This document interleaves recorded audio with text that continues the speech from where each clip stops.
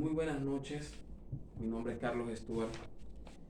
Este video tiene como en sí orientar un poco de lo que fueron los hechos jurídicos en tiempos romanos.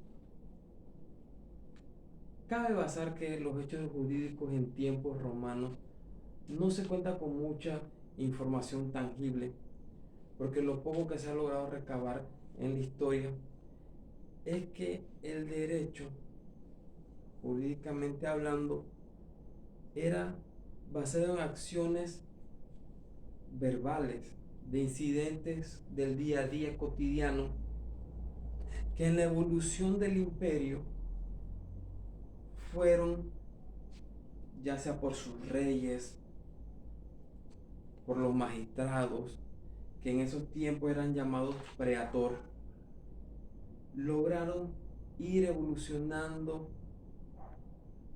de forma de que se lograra un buen convivir entre lo que venía de la época arcaica y lo que ellos lograban constituir como una nueva ciudad. Y siendo Roma el imperio con más evolución, con más emprendimiento de lo que era el siglo después de Cristo, logramos entender que ellos venían haciendo la diferencia entre que eran las buenas prácticas, alejándolos de las malas prácticas. De esta forma podemos obtener de que un claro ejemplo era que el hecho jurídico se enfocaba más en las cosas que en verdad le importaban al reino, como eran las cosas que naturalmente pasaban. Eran basadas en lo que hechos que eran ilícitos, que la comunidad como tal no lo veía bien, que lo que era robar, que era hurtar. Y también enfocado en las cosas lícitas de cómo poder darse, en aquellos tiempos se llamaba trueque, fueran algo legalmente que ambas partes lograran sentirse satisfechas de una forma legal de cómo hacer los convenios, transferencias, modificaciones, como tal. Lo demás, lo del diario convivir, no era muy de mucho interés en lo que era el imperio, en este caso el rey, el senado y los preactores. En ese tiempo la clasificación de los hechos jurídicos era predeterminada por el cierto tipo de comportamientos, como los unilaterales que dependían solamente del actuar de una persona, su testamento, sus bienes, cómo, a quién adquirían, cómo eran. Los bilaterales que dependían de uno o dos más personas, ya sea una compra y venta, transferencia, modificación, en el tema de los esclavos. Estaban también los intervivos, que eran los hechos que solamente estaban basados y se mantenían los convenios cuando los participantes se mantenían vivos. Y los post-mortem, que era que después de que la persona incluso fallecía, lo que se había acordado todavía tenía validez. Entonces, habían actos formales que eran los que iban apegados a la ley, o sea, que hacían era más para referir a los convenios que hacía el Estado o el imperio como tal con cierto tipo de comerciantes. Y estaban como bien los informales, que era todo el hecho privado, ese trueque entre comerciantes, del que llevaba, de que traía, de cómo se convenía. Como en aquellos tiempos era la balanza, que el mismo es derecho, el símbolo del derecho es una balanza, de lo que yo traía sopesaba o pesaba igual de lo que tú me ofrecías. De eso trataba la informalidad. En los hechos casuales era que todos los actos que se daban tenían que ir apegados a la ley. Los negocios, las actividades de bien en común tenían que ir apagados a la ley, basado en los edictos que en ese momento los magistrados brindaban para la evolución. La clasificación habla de los hechos abstractos, que para mí, en lo personal y en el estudio, eran los que más se ponderaban en esos tiempos porque eran hechos o acuerdos verbales y que en su momento tenían validez, porque la palabra de una persona era su hecho de vida. Estaban hechos jurídicos onerosos, que era todo aquel tipo de acción o movimiento que hacía una persona en pro de adquirir un beneficio, sea una transacción, un viaje, siempre era con el objetivo de adquirir un beneficio, lo que hoy en día podemos identificarlo como trabajo. Que en contraparte está lo que es los gratuitos. También se hacían en el imperio acciones gratuitas, donaciones, fundaciones o cualquier tipo de voluntariado apegado a la ley que lo viera de una forma gratuita sin obtener ningún tipo de beneficio. Estaban los hechos jurídicos civiles. Es donde estaba enmarcado lo global, todo lo global que por ente lo civil significa todo lo que una persona en su mundo privado ejerza, ya sea compra, alquileres, adquisición de algún tipo de bien, y era lo que se contemplaba todo en derecho jurídicamente de la actividad que se hacía civilmente. Y estaban los hechos jurídicos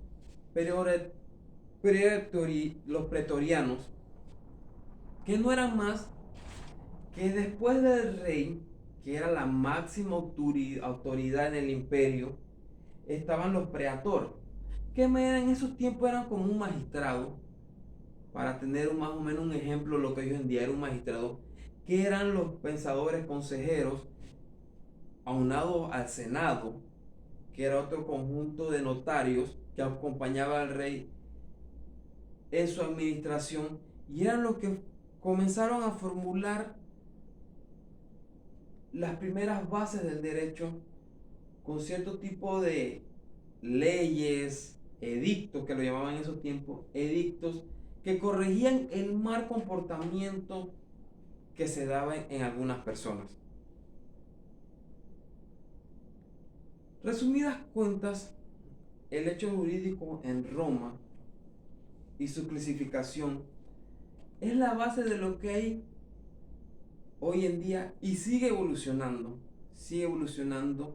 pero en esencia la base de todo, de la convivencia universal, viene de ahí, proviene de ahí. Y le podía dar distintos ejemplos de cómo empíricamente nosotros, basados en ese derecho, hacemos muchas cosas en el diario vivir. Hablando de esas cosas, en la antigua Roma había cierto tipo de reglamentos o cosas que le hacían ver al imperio cómo se identificaban los derechos del hombre. En ese tiempo, res, RS, era todo lo que el hombre podía hacer accesible, lo que podía obtener gratuitamente o inquisitivamente. Y estaba la otra parte, que es la que en el tema jurídico aplicaba, que es el res incummersium, que era todo lo que venía de un convenio, de un tratado, de un trueque, comercialmente, entre otro tipo de actividad. Entonces, estaba el res extra commercium, que era lo que se podía dar por derecho divino o por derecho humano. El derecho divino era todo lo que era inmutable, eran cosas que no se podían cambiar, como el cielo, como la forma de la tierra, que también venía subdividida por cosas como las cosas sagradas, las iglesias, los templos, la forma en que se congregaban, eran cosas que no se podía cambiar. Igual estaban las cosas religiosas, que era, en esos tiempos era inaccesible la forma o el lugar donde usted o los familiares enterraban a sus seres queridos. Y por ende también estaban las cosas santas, que parece que todo va unado con la otra, pero no. En aquellos tiempos existían muchas diferencias en el imperio por lo que eran las religiones. Y en las cosas santas estaban lo que el sistema de adoración de aquellos tiempos, las personas peleaban por, ya sea una estatua, un púlpito, que ellos concebían que eso era parte de las creencias de sus dioses, o que estaban debajo de la autoridad de sus dioses. Eran cosas que no se podían competir. Fuera de eso, entonces seguimos con el derecho humano. Eran algunas cosas que de verdad el imperio como tal no tenía cierto tipo de importancia, porque eran acciones comunes del diario vivir de las personas. Pero está el res comunes, que es parte de eso: aire, agua, tierra, que todo el mundo compartía. Ellos de esa forma comenzaron a dividir todo empíricamente hablando, para poder tener un orden de las cosas, en cómo poder prohibir y cómo poder convivir. En eso del convivir estaba el res publicae, que era todo lo que era público para la gente: las calles, la servidumbre, los puertos, entre otras cosas, que eran todas las personas tenían que obligatoriamente transitar o traficar o utilizar. Pero también habían otras cosas que eran el res universitaris, que era la parte más social: los teatros, lugares o cuestiones que también se podían reservar el derecho de que cierto tipo de clase social no participase. Ven que había una diferencia. Yo podría caminar por una avenida y había un teatro, pero no significaba que yo podía entrar al teatro, porque era otro tipo de derecho para otro tipo de clase de personas. Y más ambiguamente hay otra clasificación: cosas que eran de propiedad, que en sí eran res mancipi. Todo lo que tú tenías, cómo lo tenías, cómo lo utilizabas y cómo lo podías heredar, era una parte de la división que fue la esencia para lo que acabamos de hablar, y de lo que el res nec mancipli, que era todo lo que simplemente se podía traspasar.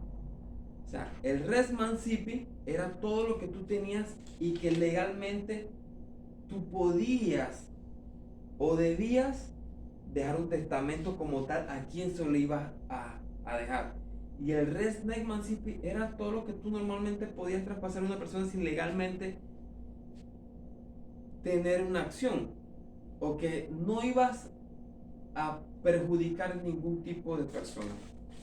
Y bueno, es un tema extendido, amplio, pero debido a lo que queremos abrir su mente y que lean la perspectiva de lo que era la esencia del hecho, de hecho jurídico en la antigua Roma, que son las bases fundamentales, que quizás muchas veces vemos leyes y no sabemos de dónde salen, y de algunas ni las entendemos, pero vienen de las bases del principio del convivir entre los seres humanos y del imperio, que eran las primeras poblaciones modernas.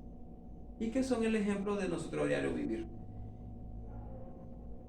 Me ha gustado que hayan tomado el tiempo de escuchar mi presentación. Ojalá que les sirva. Muy buenas. Saludos.